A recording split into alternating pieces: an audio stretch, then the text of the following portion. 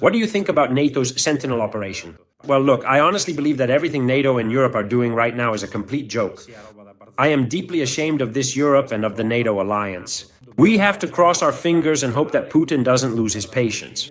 Right now, there is a genuine risk that NATO and Europe will actually create very real reasons to go to war. They even attempted this recently with the drone incident in Poland. They certainly tried, just as they also tried with the Nord Stream incident concerning the gas pipeline. To be clear, I have never been pro-Putin, and even in this particular case, I have never been rooting for any one side. I've always thought that the war in Ukraine was essentially orchestrated by the United States through NATO, and so it was in fact a proxy war in which Ukraine was the unfortunate sacrificial victim. Well, Zelensky was put there because Zelensky is a puppet. He was simply a comedic actor. He was created at the drawing board, right, by the United States of America.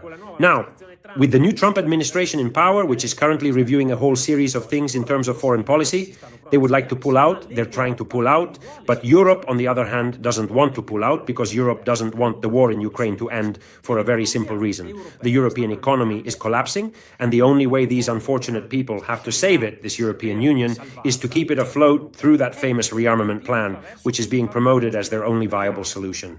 In reality, rearmament is meant primarily to save the German economy, and then also that of France and other countries, period.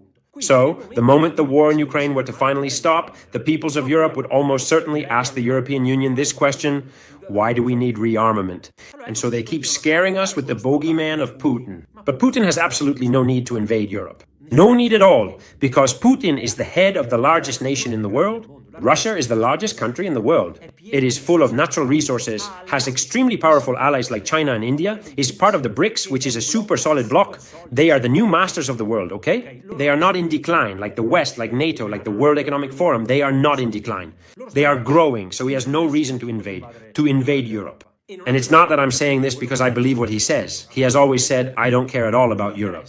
What matters to him is containing NATO's expansion. I don't care about Putin himself. I'm not Russian, I don't live in Moscow, it's his business, okay? The point is something else. I don't consider Putin an enemy. I consider von der Leyen an enemy for me, okay? For Italy, for me, an enemy is von der Leyen, it's Europe. It's Europe that creates austerity, that asks us for money for weapons, that forces us to do some truly stupid things, not Putin. All of the great world political leaders are, in fact, criminals. Simply because if they've made it that far, there's a reason, okay? And they only think about their own empires, because all these countries we've mentioned are empires.